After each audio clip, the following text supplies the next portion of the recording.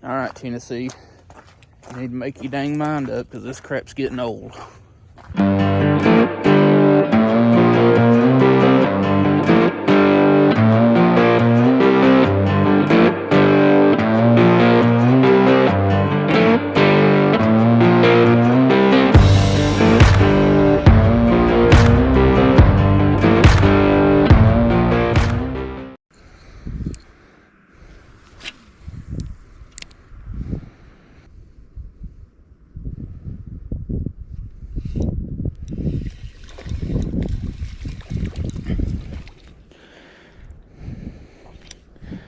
Well, hello there.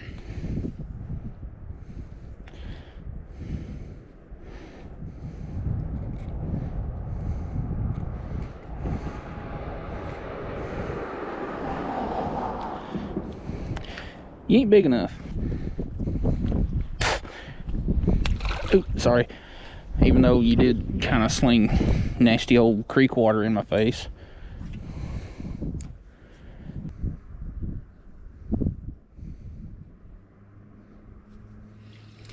Hey, we caught us a bluegill. A bluegill. You know what? Come Halloween, chill. Come Halloween, when I start catching bluegill, that's the only thing you're going to get called. A bluegill.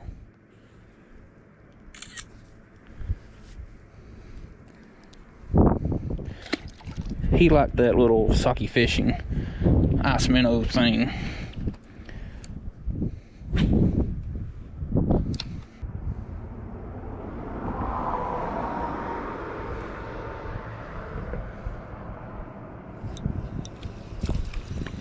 Monster. This one hits so hard it about pulled me in. Beast. This one right here runs this creek. He may be little, but he goes around whooping on them biggins, telling them what's up, giving them a what's for, and then probably come back and beat my ass for giving him a belly flop like that.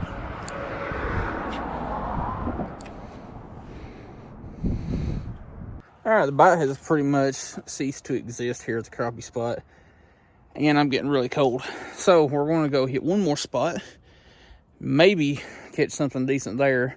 I do have two products I may do like a review and test thing on at the end of this one. I don't know, it just depends on how I want to structure it, but yeah, let's get to the spot and see if we can catch some in about an hour or so, because it's really cold. I am getting too old for this crap. Anyway, right there, the little honey hole. I'm going to cast around for a few minutes just to see if anything's actually in here. And then I'll decide on whether or not I want to climb down this bank and cast around for a little bit. Well, just casting around without my camera and stuff on, and got this. This is at least a 15-pound bass. It's, you know, the camera and angles and all that stuff. Anyway, I guess I'll get my camera and everything together and get down there and see if we can catch a couple of fish. One thing I've noticed with using these little 1/64 trout magnet heads with the bobby garlands is you get a lot of secondary action, which is a lot of times one reason why fish will bite. But not only does it get a lot of that tail flopping action like you'd normally get, with the shape of that head, you get a lot of body roll whenever you twitch the bait. A lot of that way, this way. A lot of really good secondary action that's going to give it a little bit more, get it a little bit more attention than, you know, a standard ball head jig or something like that. Hey, a strange white van. Got any fishing lures in there?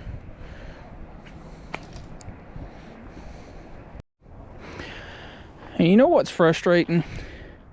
Like I was saying earlier, it's like 40, 45 degrees, something like that. Stuff is starting to turn green. You know, stuff's starting to blossom and whatnot. Freeze warnings tonight. Tennessee's on that again. Oh, that was quick. That's a fighting little fart too. What is your ears? Ah, no wonder you fought so good. You're something I haven't caught in quite a while. Actually, I ain't caught one of you in a minute.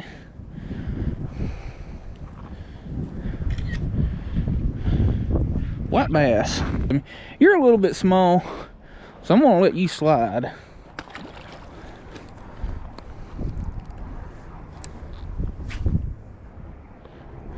Usually with white bass, where there's one, there's usually quite a few more. They taste really good and they make really, really good catfish bait.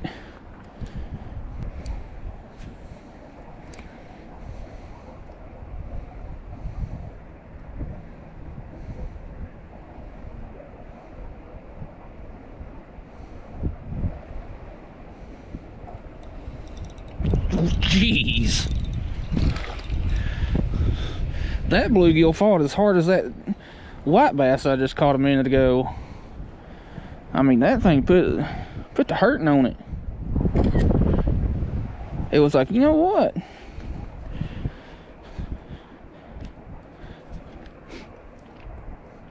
It was like, you know what? I am speed.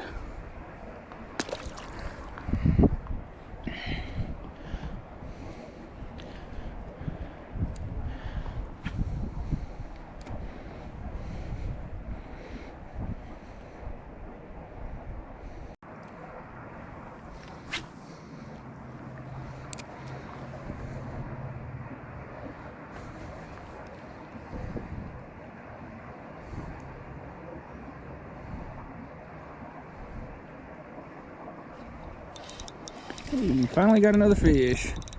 This one's fighting pretty good too. What the heck? Dude, 100% tarp eligible yellow bass. I gotta measure this one.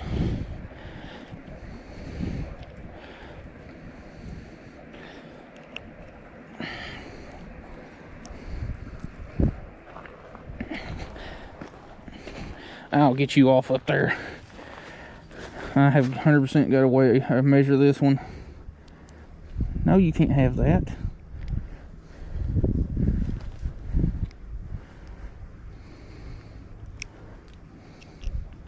Shh, open your mouth.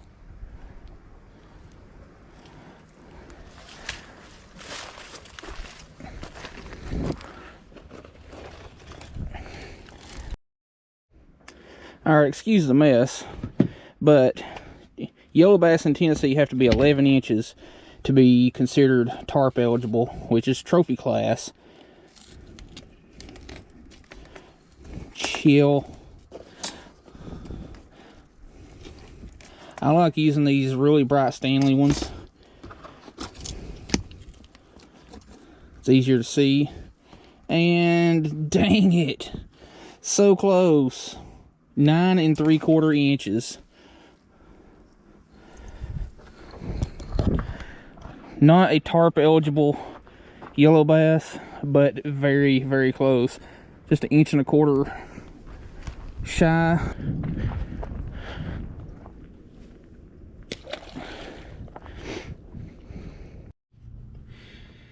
All right, I've been talking about buying a electric fillet knife for quite a while, and finally pulled the trigger on it. And there's kind of a long backstory to this whole ordeal.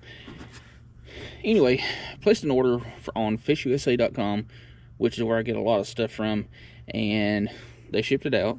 USPS got a hold of it, and boom, it disappears.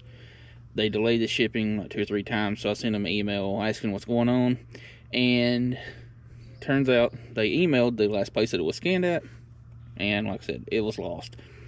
So I screenshotted that conversation, sent that to Fish USA, and talked to them about it. They said, well, we can either send you a new fillet knife or refund your order. I said, I'd prefer getting a fillet knife.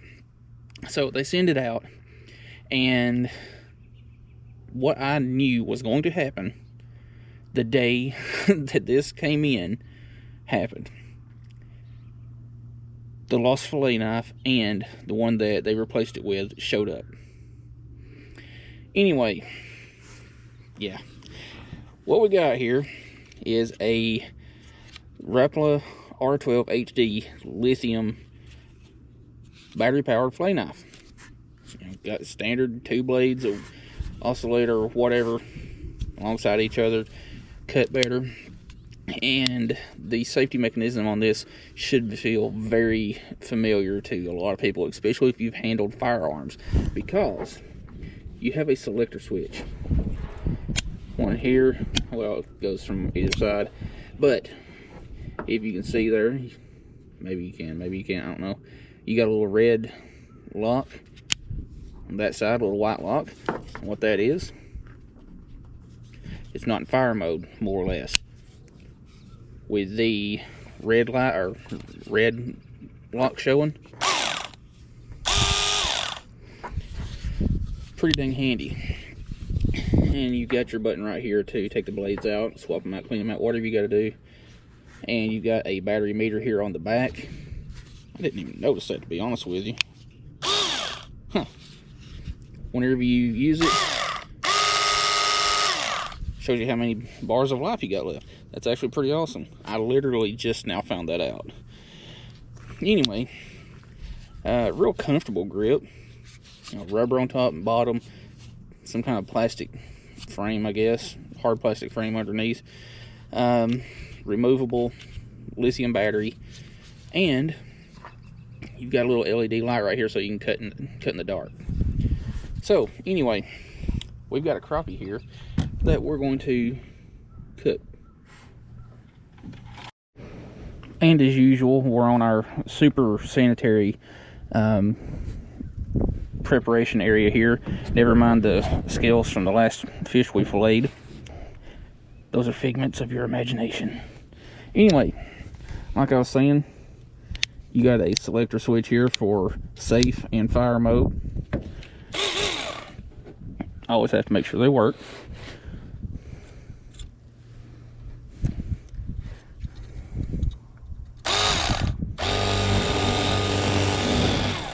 Oh yeah, those blades are nice.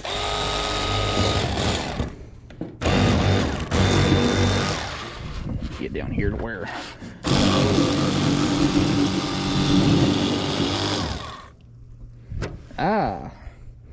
that is a rather large female crappie.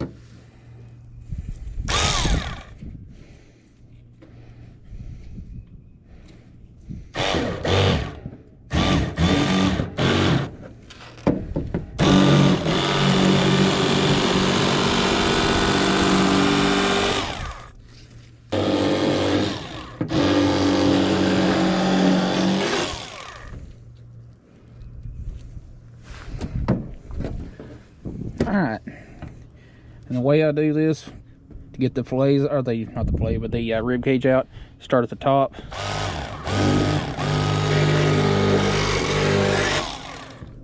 Rib cage is out.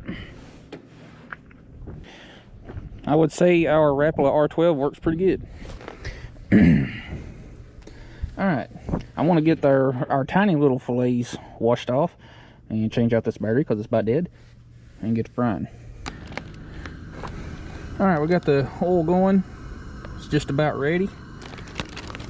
Want to take and throw some of this Whisker Secret Cajun in with the crappie fillets that are marinating in Cholula Chipotle.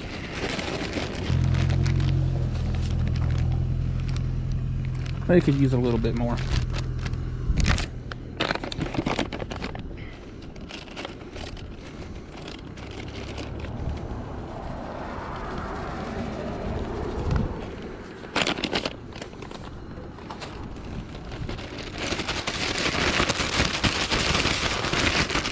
That looks better. Now, let's test the oil.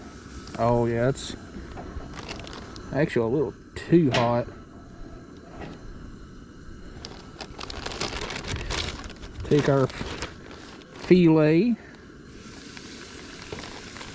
That's what I'm talking about.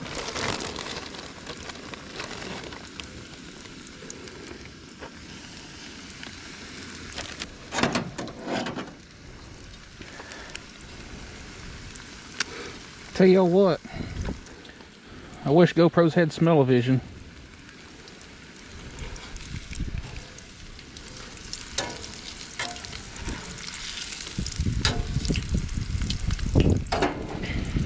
Alright, I'm gonna get a paper plate ready so that these can be cooling down while I get everything cleaned up.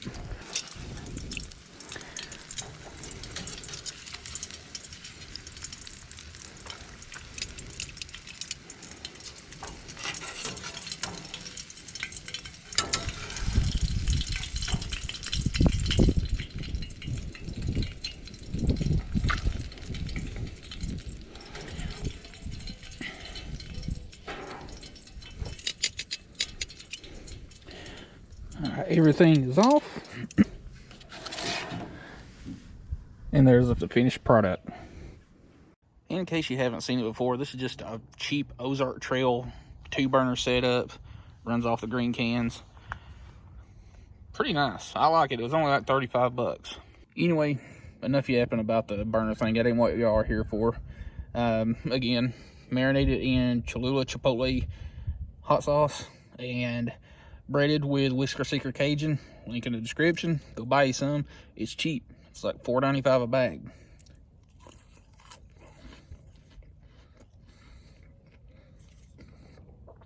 Better than anything you'll ever get at a sit-down restaurant.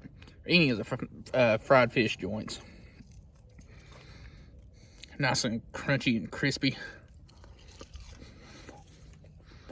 I'm gonna have to get some more of that. One of these days I'm gonna do a catfish catch and cook. But until then, hope you liked the video. Thanks for watching.